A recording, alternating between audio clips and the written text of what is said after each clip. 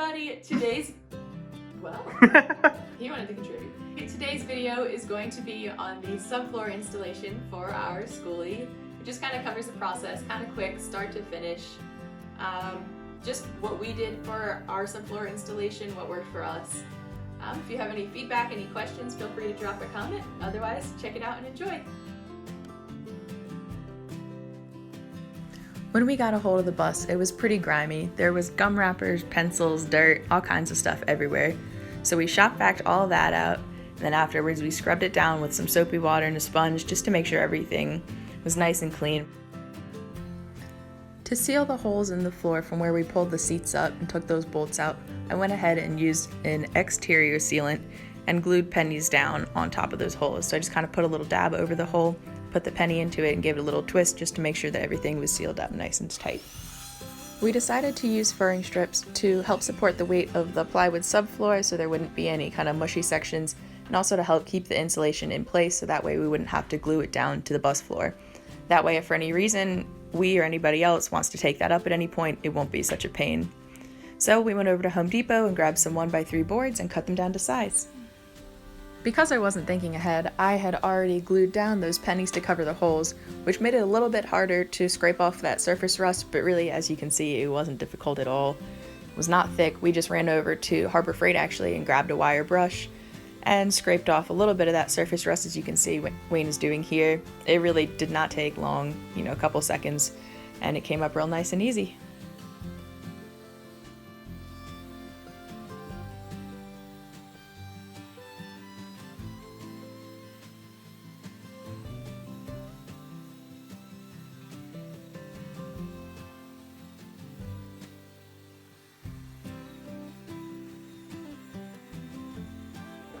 Hey everybody, we just got the little bits of rust that were on the floor scraped off with the wire brush, and now we took out all the furring strips that we had so nicely laid out and cut to size. So we made a little diagram of them and numbered them for where they went so we could put them back.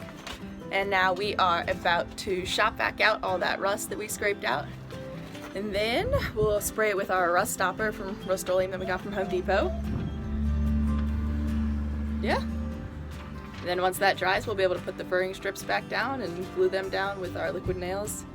Then I think next comes insulation and the plywood subfloor.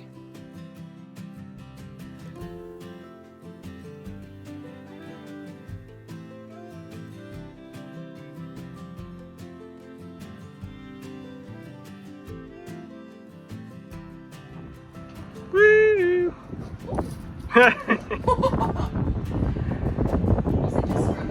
Scrub it a little bit, and then we'll dry it off and start rust converting.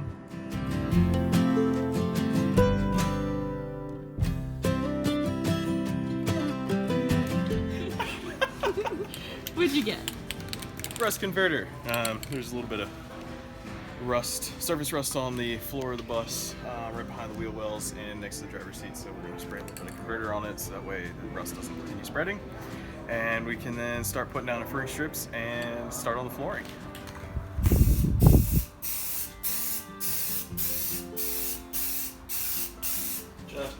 Wayne went ahead and sprayed that one spot where there had been a little bit of surface rust that he knocked off right by the wheel well. And then he got a little bit excited with the spray can and started spraying anywhere he found that he thought might possibly end up with spots in the future. Here we are laying down those furring strips that we had previously cut to size. We used liquid nails on the back of them to attach it to the floor, and then we sat these heavy buckets on top because they didn't come perfectly straight, which that's what you expect. So we used those to make sure they had a tight grip all the way across onto the floor.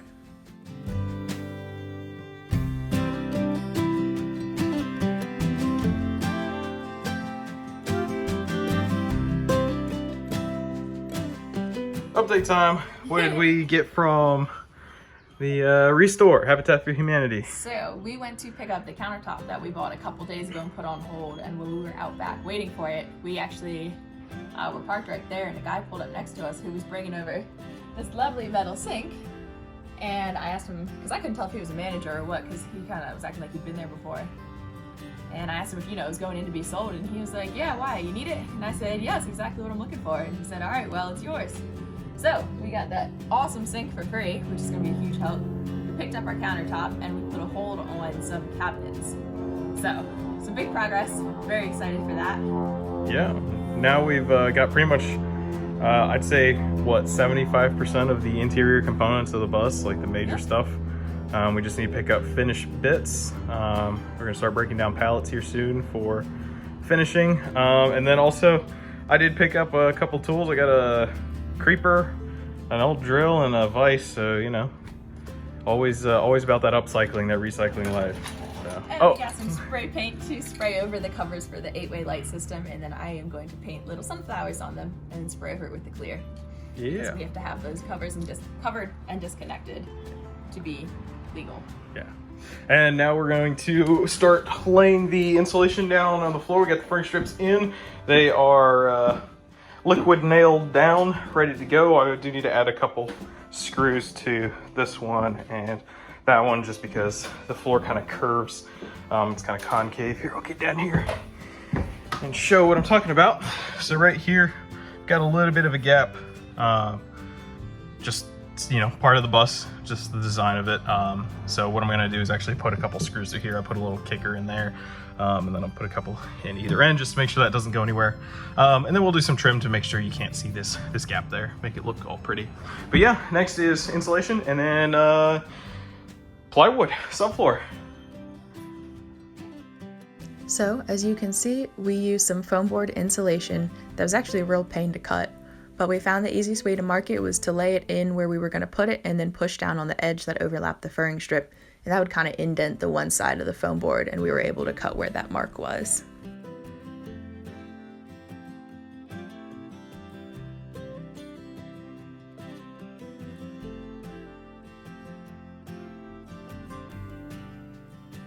Our foam board insulation was 1/4 inch thick, and the furring strips were 3/4 of an inch thick. So we ended up using 3 layers of that. We had the first one with the shiny side facing down to kind of reflect that heat back down. And then the next 2 layers were facing up to insulate towards the area that you wanted, you know, keep that constant temperature, which for us was the inside of the bus.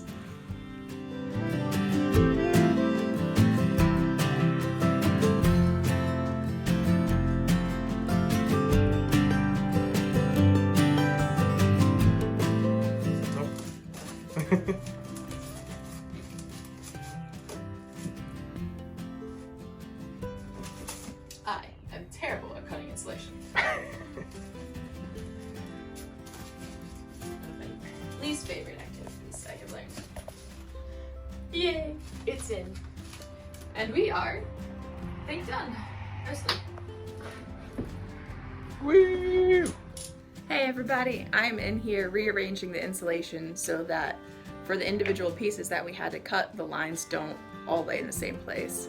So, you know, if we have a bigger piece on one side, a smaller piece on the other side, we kind of flip-flop it for the middle layer because we did 3 layers of the insulation. So that everything's covered and, you know, we don't have that crack where everything's lined up for cold air to leak through. Wayne is back here. He is tracing the old pieces of plywood from the floor onto the new pieces. And then he's gonna go ahead and cut it with a circular saw, and we'll be able to put those down today. Because the description I included in that video was not all that helpful, I included this short video here to show you what I was doing. So I moved the top layer over, and then you can see I had that smaller piece next to it. So I slid the big one over, cover up that gap where the bottom layer was, added the small piece to the left side, and then went ahead and added the larger piece to cover up the gap from the middle layer.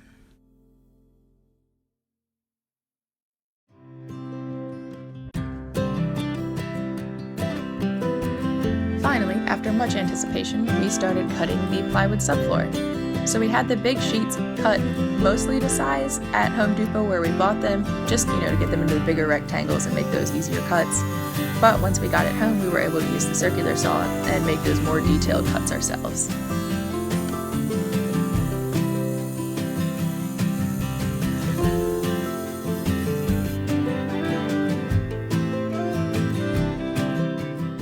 Because Wayne did such a great job cutting all those boards perfectly to size, it didn't leave a whole lot of wiggle room for those boards to move around with the flex of the bus.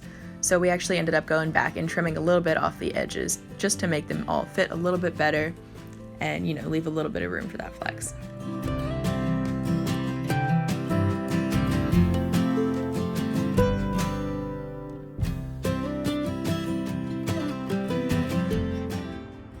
What's up? Coming to make a couple small adjustments before we screw the floor down. I got a couple pieces of plywood in here that fits so tight that it doesn't really, it doesn't seem like a good idea to have it fit that tight in a vehicle that's gonna flex a little bit. So I'm gonna make a couple relief cuts, just so it sits in a little bit nicer. Add one more furring strip for a spot that just seems a little mushy. Don't want to have it creaking or splintering at any point, so I'm gonna do that, and then start fastening the floor down. And once we do that, we're probably gonna start mocking up the interior and the cabinet. We got the cabinet kind of ready to go. Place it in here, start seeing how things are gonna fit together, and go from there. So I'm gonna get started on this. Catch you guys. Quick update. Just doing that little relief cut, just notching this out a little bit farther right here. It's gonna allow these boards to sit together a little bit nicer. They were kind of pressed up against each other pretty tight. Just adding a little bit of room for flexion. And then over here, I'm just gonna add that furring strip I was talking about right in the middle of this here. The floor's just a hair mushy right there. Don't want it to splinter like I was saying. So I'll get that done here in a second. Oh gosh, it's like I meant to do it. We had to push down on the drill pretty hard just to make sure the tops of those screws were flush with the plywood, because the vinyl flooring that we got is only 5 millimeters thick, so if they weren't flush, that would cause a little bit of a problem.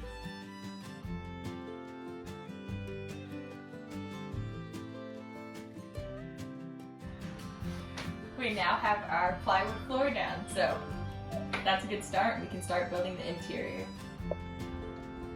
Action.